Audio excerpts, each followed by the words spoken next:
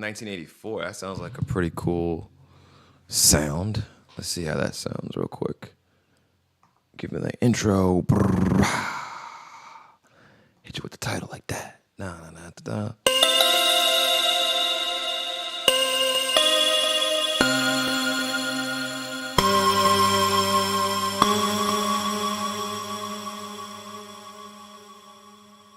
Greetings, ladies and gentlemen. Let me get this microphone straight. I think it's good. Tighten this up a little bit. It's been a minute. There we go. And let me check myself out, make sure I can see people comments and stuff like that.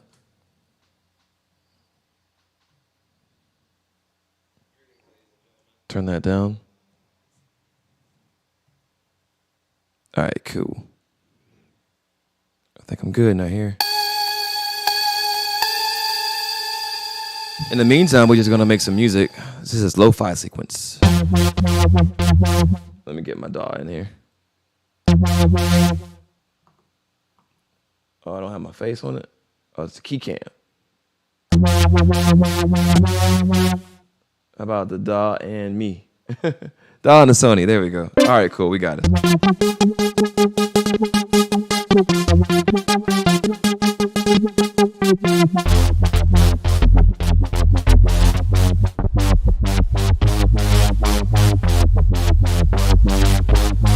I like that. That sounds pretty cool. Let me see. Is my volume working? It looks like it's working a little too well. I don't have to have that close to me, so we'll back this up a little bit.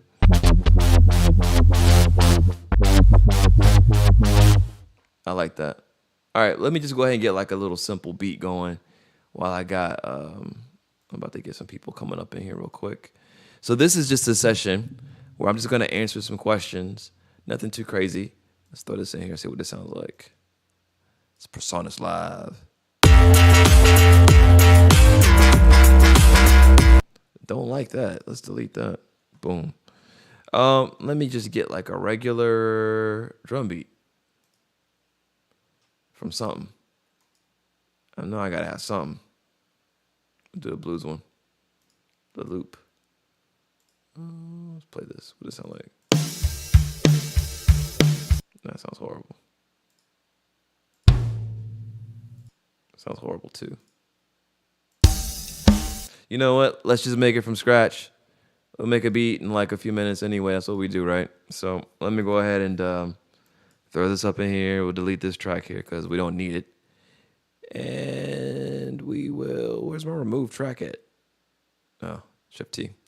Don't use that button very often. Go ahead and just do a chill hop. Do something real simple. Won't complicate it. All right. Let me go ahead and get my...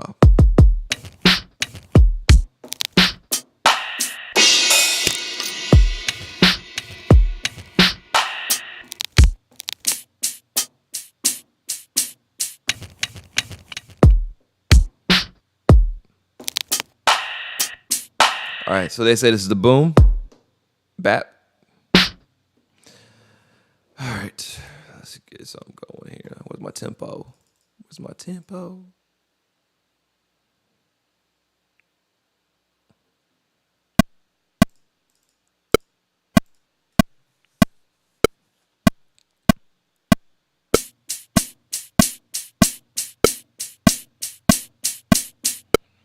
All right, go ahead and get the hi-hat in there because that's how I'm going to start it off. Let's move this over a little bit. Move this first one over, actually. And we'll cut this, bring it back, and we'll start off on a number 2. Shrink this down to 4. Add some more tracks. Add tracks. We're going to put it on the... No. Instrument tracks. Put it on impact. We'll do 4. We'll call it drum or boom, bap. Something simple. All right, cool. Go ahead and loop this. So that way we can just quickly build the beat. Won't have to think too hard about it.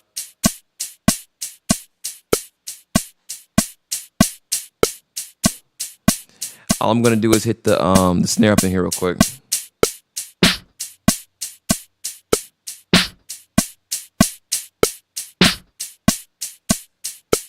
to the next track. Hit a kick.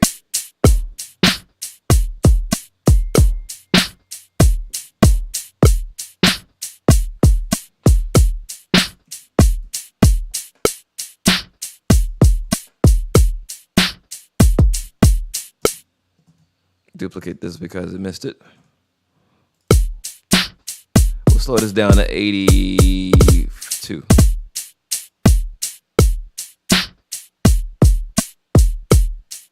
Yeah.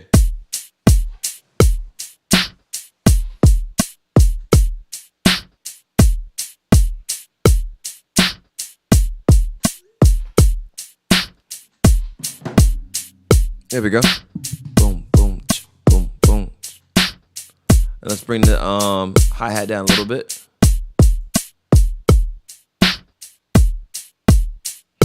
Cut the click off. You want to do some nice little VSTs here? We'll go ahead and throw in like a, we'll throw in the whirly and see how that sounds. So this tonight, I want you guys to ask me any questions whenever people get on. Hopefully they get on soon. I ain't gonna be on here all night, but I will probably figure a topic out if I don't have nobody joining. So we're gonna do this.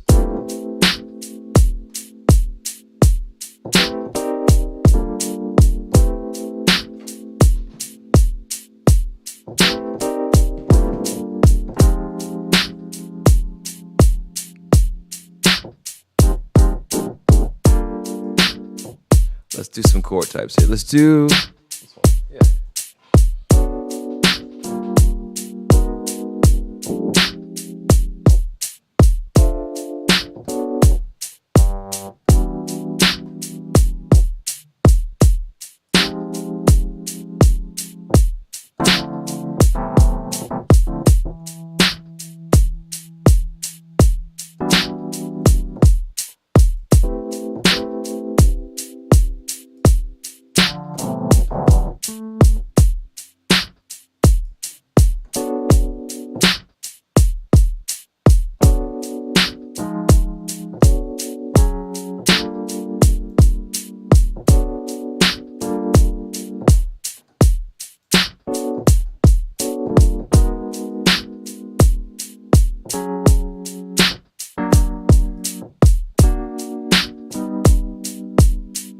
I don't like that sound.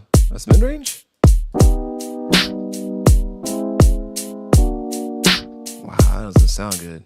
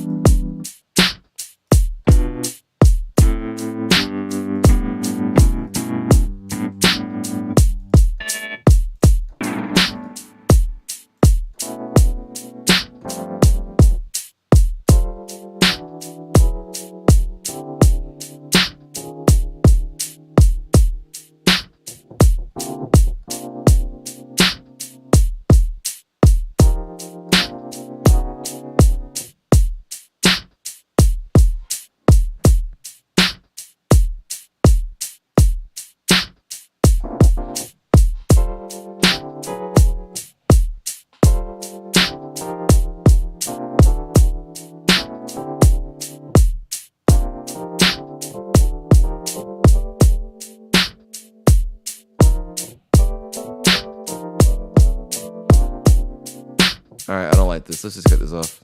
We'll just play it by scratch.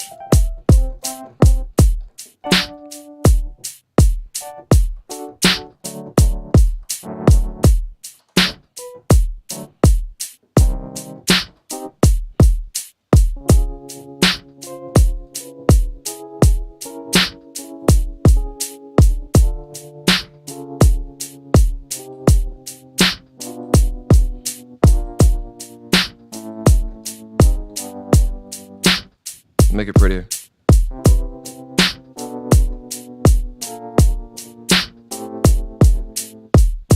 Well, that's actually really nice. My wrist hurts from boxing, but I like that. We're going to keep that going.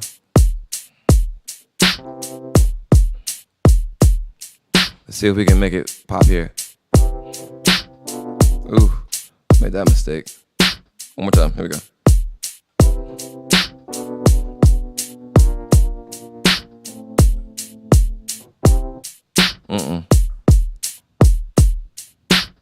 Undo that. Let's duplicate these. Get these out of here. Make these bigger. I need some more space.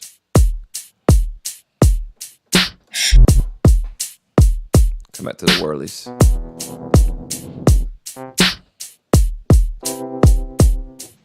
Here we go.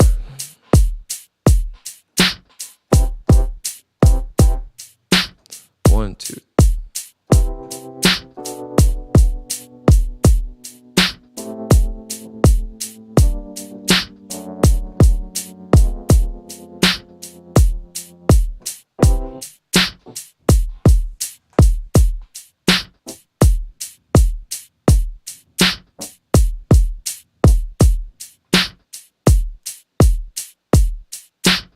All right, let's do this without doing the sustain pedal because it's kind of acting kind of weird. I don't know why. It feels like almost like my sustain pedal's like reversed or something. So here we go.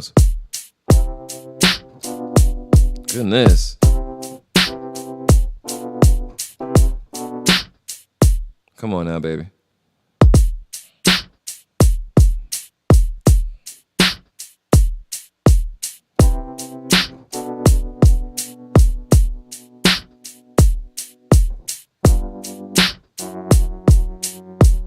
I don't like that. Undo this.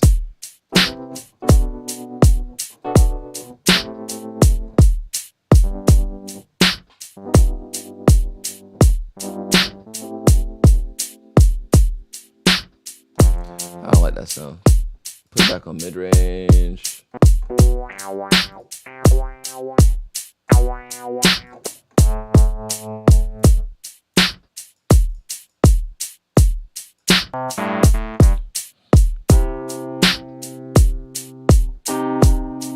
You know what? Let's skip this. Let's just not do a sound like this. Let's blow this all out. We'll mute all this. And yeah, just delete it. Just delete it. Start over. All this is gonna go away. Delete that. Remove this track. Remove select the track. Let's go 80s. 4 on the floor, something simple. Kind of can't mess that up. Get impact back in here again. May do battery. Just throw it up in there. Let's see what we got. Okay. Get this octave straight. Cool. Now let's do a.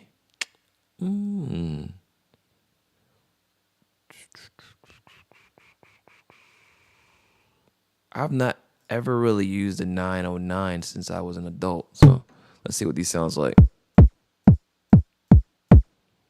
Let's get this BPM up too.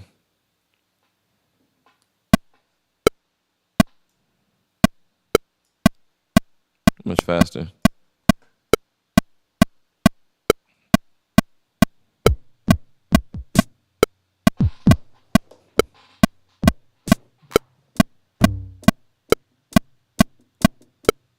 What is my audio settings on this too? Why is this jacked up? Options 192. That's not too bad. 4 milliseconds is good. All right.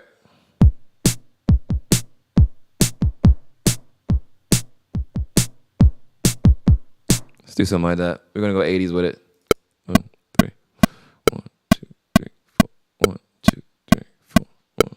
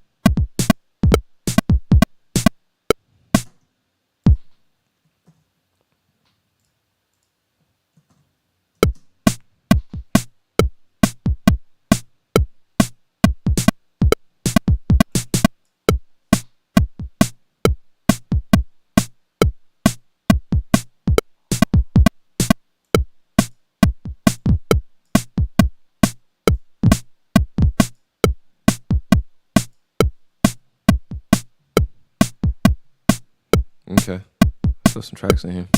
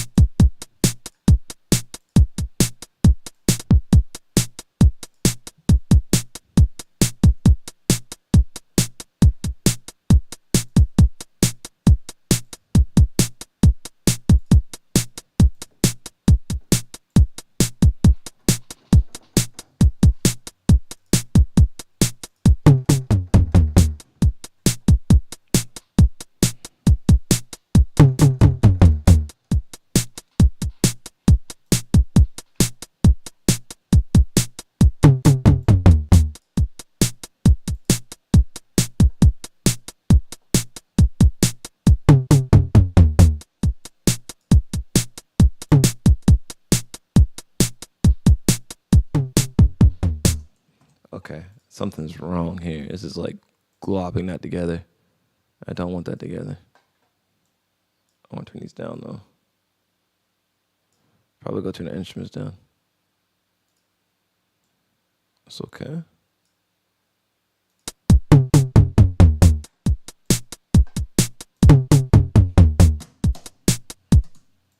Delete this.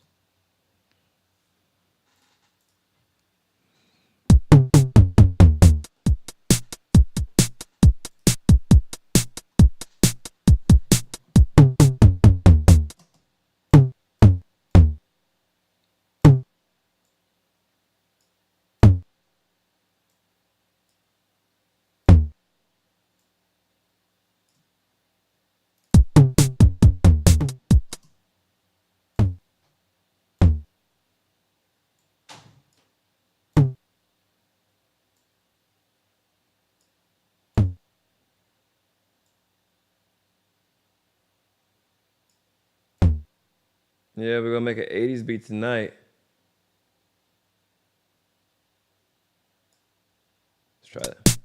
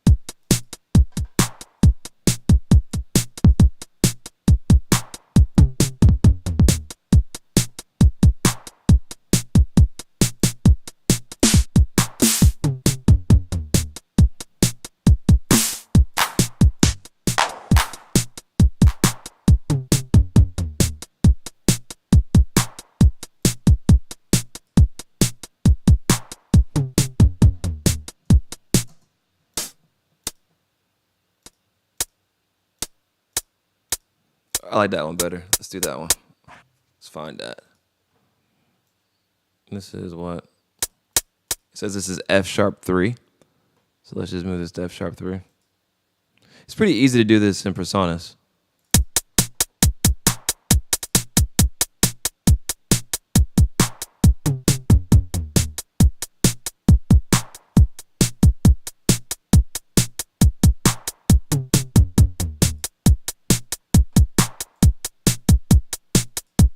And I need to filter this to get rid of the low end.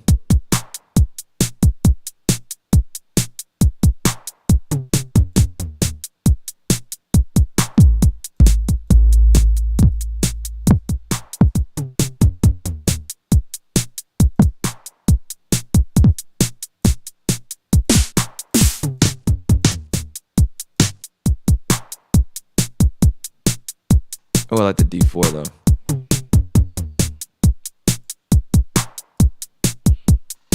So what we'll do, let's pause this. We will actually cut this out. Let's duplicate this actually. Duplicate. Bring this down here. We're gonna cut the snare out of this one. Take it out. I'm going to take the kick out of this one. Take it out. Just Control X. Now I've got my snare and I've got my kick on two different channels. I'll bring this back up. I'll call this one snare. I'll call this one kick. Oops, kick with a C.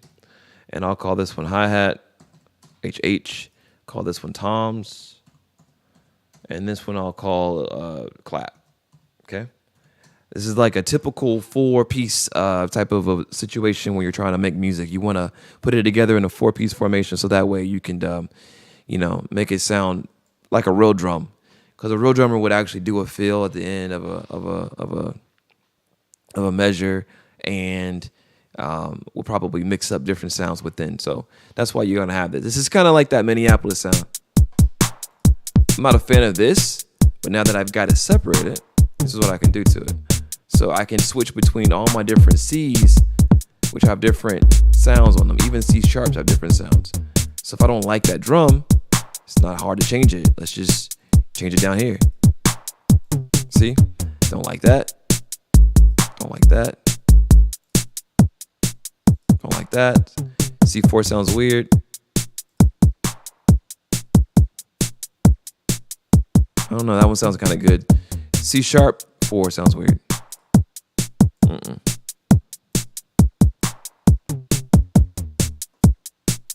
That's pretty cool.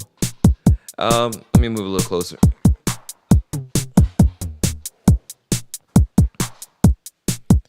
All right. Okay. So we can do C sharp 3. Oh Lord, that's too much.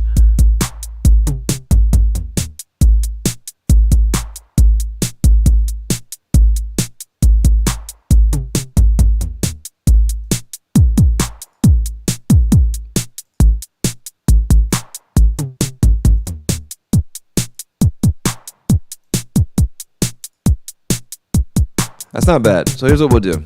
Let's try this. Let's duplicate this track complete. And what we'll do is we will layer this with another drum to see if we can get another vibe off of this. So right now you're hearing 2 of the same sound. So there's no phasing, but let's bring it back into 2. It's pretty interesting, right?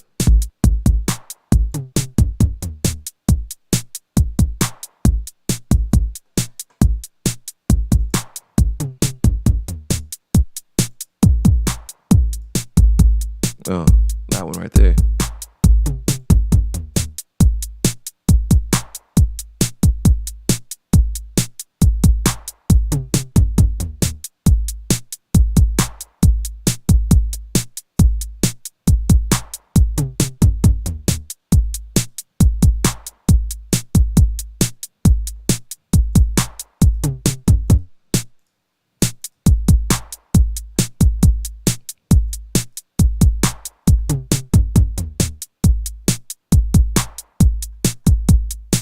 All right, cool. Now that we got that sound down, we're going to go ahead and start adding some melodies to this. Some type of synthesizer sound. The DX7 is the vintage Yamaha by Atari's. Let's see if we can find some cool chords here. Turn that down. This is the default sound. It's just the E piano sound. We don't want to rock with that. We need something that's going to sound pretty cool. That sounds nice. I like that.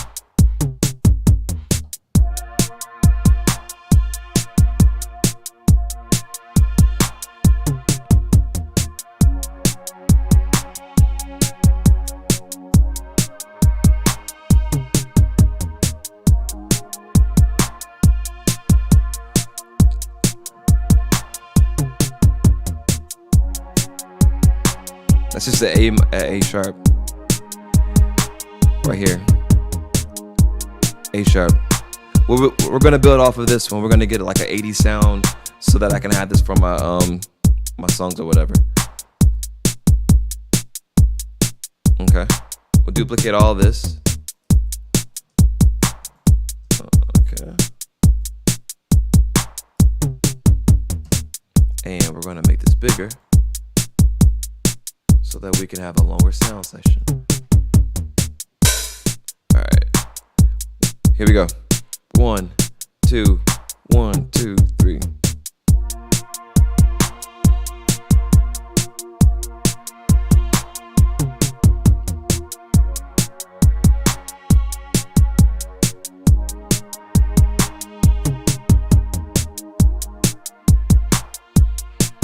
Good.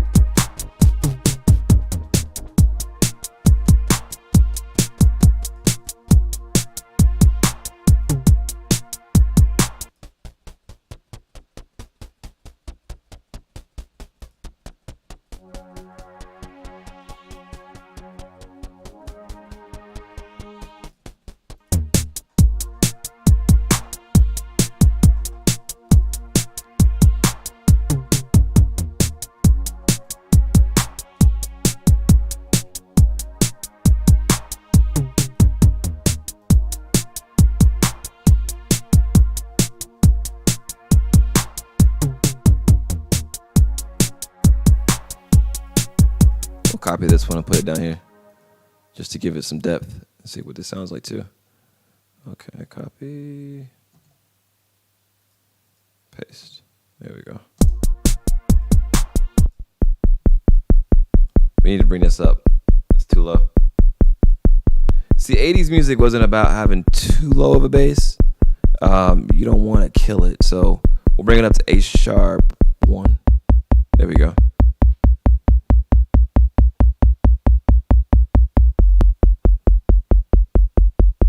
That one right there is not good. There's a long note in there for some reason. Don't know why. I don't remember playing that, but you never know. Shorten that. It probably got quantized like that accidentally. Let me put this at 16 so I can get half of this. There we go. Go back up here and fix this one.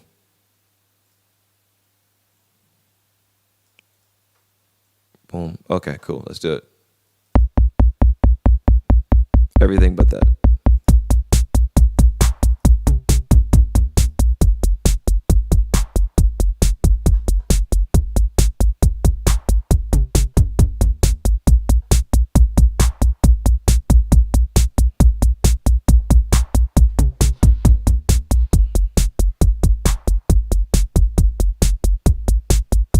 Let's bring the others lead in pad.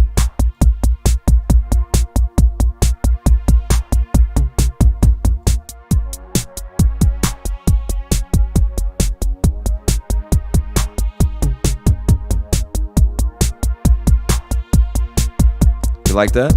Already got a groove, right? So let's just go ahead and bring this down a little bit. I think I'm clipping. All right, I need my channel. CQ.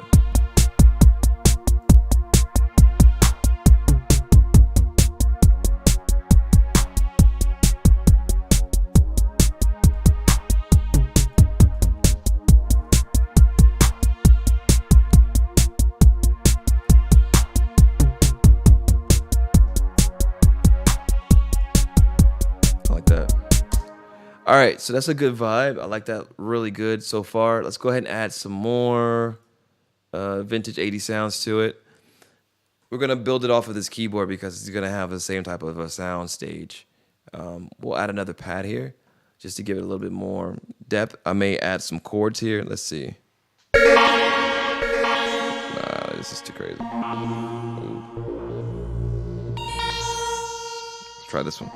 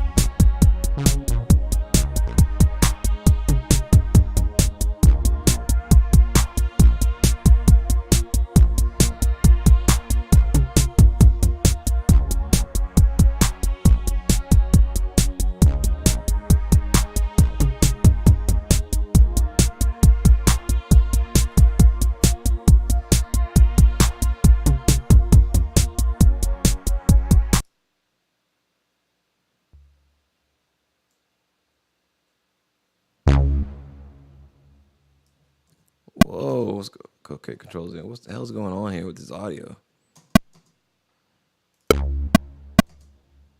There's something.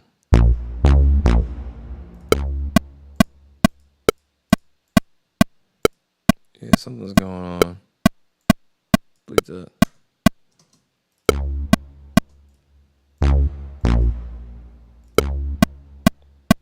Interesting.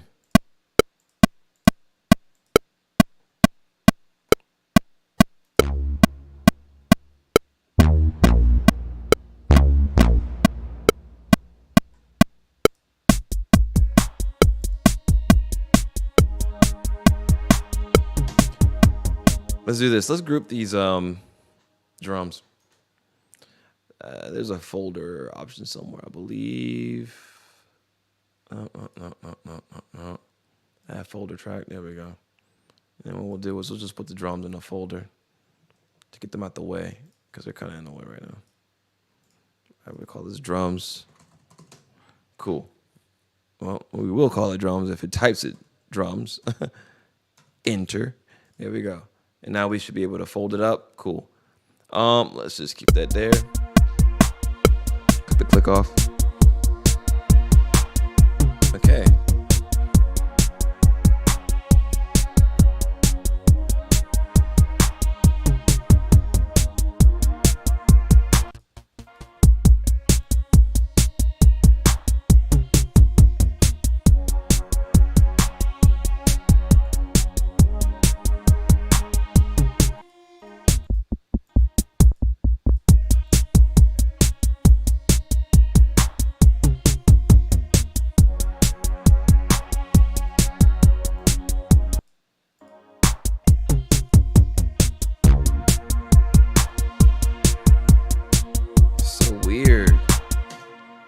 Why is this not? Okay, let's mute all of these and see if it plays here. Wow. Delete that.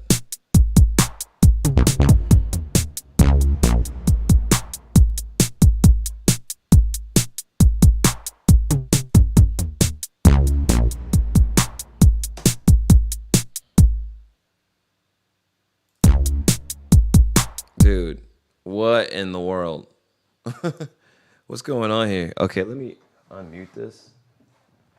Unplug this keypad maybe? Maybe this is backwards or some crap. This is so weird. I've never seen that happen before. It's like it's killing my sound.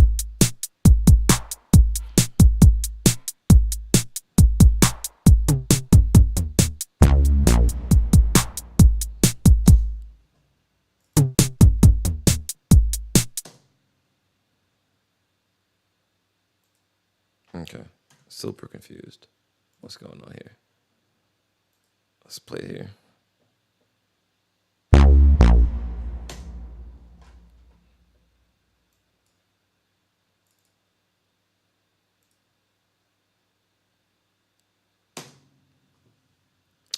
Mad confused right now.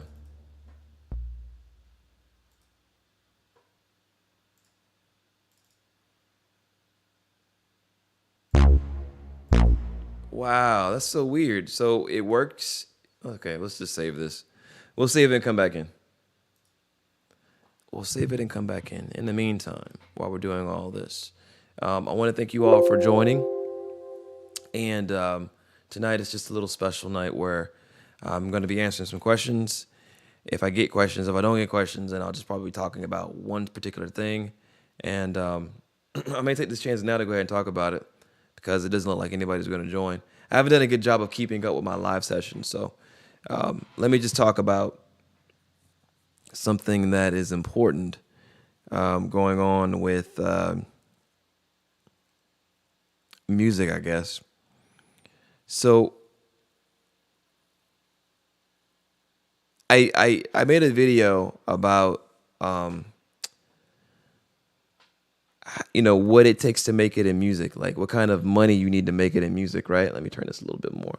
What kind of money you need to make it in music, and a lot of people have been commenting on it. It's called "The Truth About the Music Industry." Some, what you need to know, something like that. But while I'm trying to pull up the actual name of the video right now, just a long story short, basically how it goes is I said you need money in order to, make it in the music industry. And, I kind of didn't expect it to get the response it was getting as far as people having different comments about it. For the most part, people appreciated the honesty that I had when I was talking about the subject. But then you also had on the flip side, a lot of people were kind of questioning whether or not I was like speaking truth to that. So I think like what was weird about that was I don't really have a reason to lie. But the reason why most people don't make it in the music industry is fairly simple. It really comes down to money. It's not about talent. And until you understand what you need to have in order to make it, you're not going to make it. Somebody posted a comment. They said, put a song out on the radio. I got a song on the radio. I didn't have to spend any money. Yeah, you got a song on the radio. Congratulations. You didn't have to spend any money. That song won't get played. The only way the radio station is going to play that song is if by chance your song is being played in clubs and people are requesting your songs and calling in and requesting your songs. Do you know how hard it is to get people to call in to request your songs? Like, that's hard to do. It's not easy to do. I'm just giving my advice. It's not like something you got to take, nothing like that. But I think, when somebody's trying to explain something to you, just ask questions about like how things can be better. Don't be so arrogant and think that you know better, because it's so easy to not understand that you can spend a lot of time treading in circles and not get anywhere. And then you'll wake up one day and you'll realize, oh, damn, like I've been wasting time because I didn't do this one simple thing. In order to make it in music, it requires a super sophisticated but like well-oiled team, meaning somebody's either adding you to an existing team or you've just been blessed with the right individuals around you. Because I'm going to be honest with you, most people don't have musical talent and business skill. It's not common. It's very rare. So you have to be able to merge those two together in order to be successful. And it takes a long time to learn how to be good in business and learn how to be a good music artist that people actually care about. Because here's the deal. Here's the truth about music.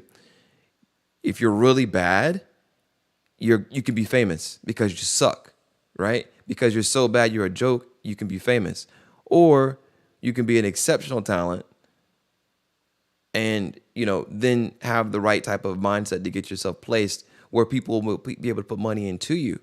But then here's the bulk of where things kind of lie with the music industry. It's people who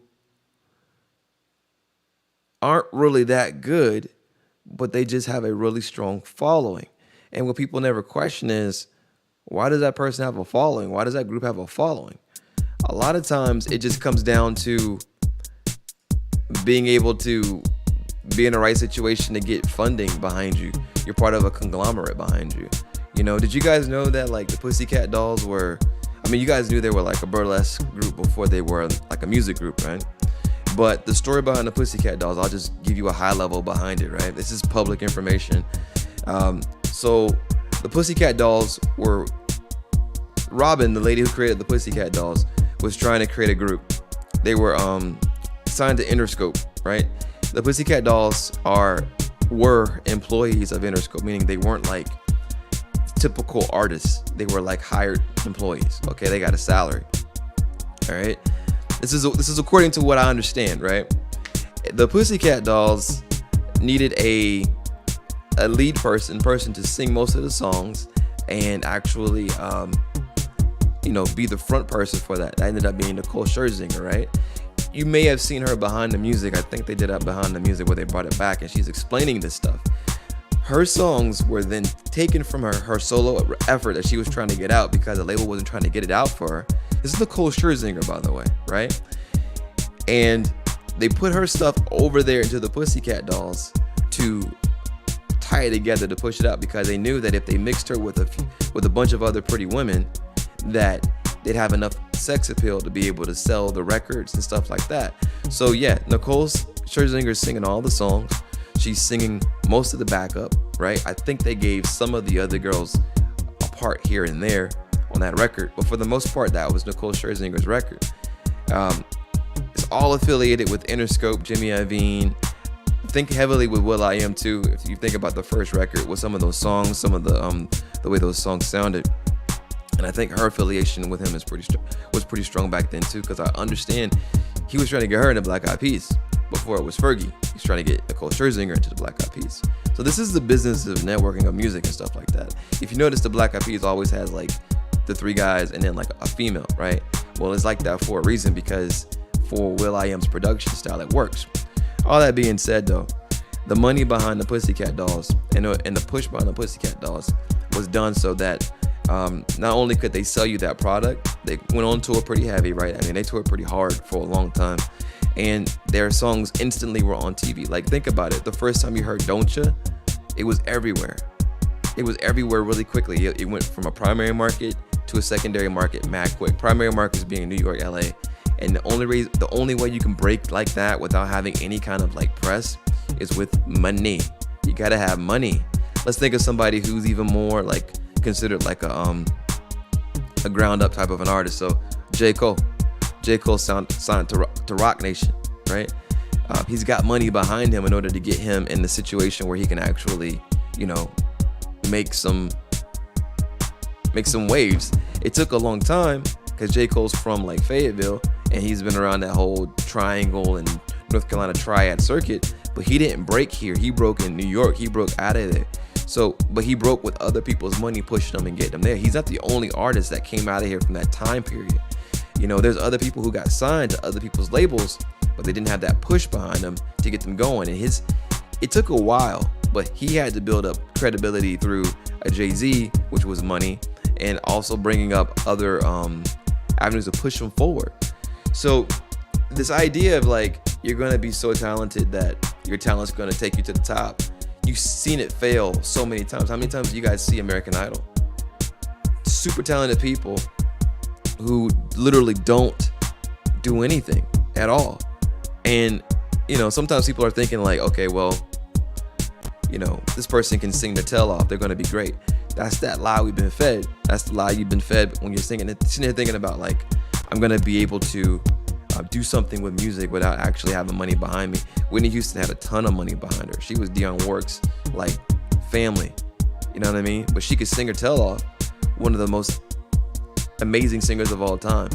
Wouldn't have been her if she had that money behind her, that push behind her, that Clive Davis push behind her, right? Mariah Carey had a huge push from Sony. She was the Sony equivalent to Whitney Houston. She was their answer, and she was extremely marketable, and that money took her there.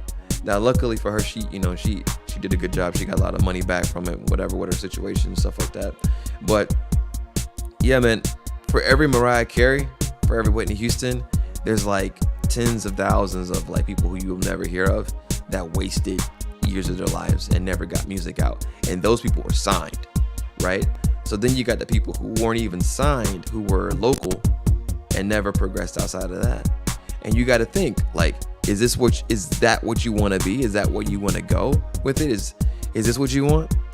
And that's why I said you got to understand how to market yourself, how to position yourself, so that you can actually be able to help people when it comes to taking you to the next level. Because if you're trapped in something, a bad contract, say for example, you signed a bad contract, right? Let's say for example, you do something and you're like working with people who are trying to hold back your opportunities because they don't want you to get ahead. They want to control your situation. Like, that type of stuff is only going to hold you back. And I'm just trying to tell you guys the truth. Like, you got to think of yourself like a business. You got to position yourself in the right way, and you got to make basically tough decisions when it comes to who's going to help you get to the next level, because your friends are not always going to be able to push you up to the next point. You kind of have to do, from a business standpoint, what you need. So you have to make a decision. You just want to have fun, or you want to make this a business. You want to make it a business, it's going to be a grind. I don't like the word hustle, because hustle to me just kind of implies like shadiness a little bit. But grind, I think, is a great word, because it actually means focusing on your craft and trying to get better at what you're trying to do to achieve that goal. I think that is freaking perfect. So I'm going to answer a few of these questions real quick that are on this. Just replying live because, why not? All right. So most of these people on here who replied to this were basically saying like, yeah, I always said money is the key. Money is the way. I got a few other people who, didn't say that. But yeah, like, I think one thing that kind of shocked people from this video, when I made this video about why you want to make it in the music industry, is the amount of money it's going to take in order for you to make it. And so, yeah, we got quoted $250,000 just to get the song played in the South region of mainstream media. And basically what that was is, it was a little bit of, I'm not going to say payola, but it was payola. But it was whining and dining. It was putting some money in pockets. However that was done. It was also a mixture of paying for advertisement slots. So like I said, like, one way you can do it is you can buy a bunch of ad slots, get your song play that way. So say for example, you're buying like 30-second slots. You go ahead, your song's 4 minutes and 30 seconds. You go ahead and buy, what is that? 7 slots, right? Well, that's not 7, that's 9. You buy 9 slots, right? So that's 4. Yeah, that's right. 4 minute is, yeah. So 9 slots, however much that is at that certain point in time.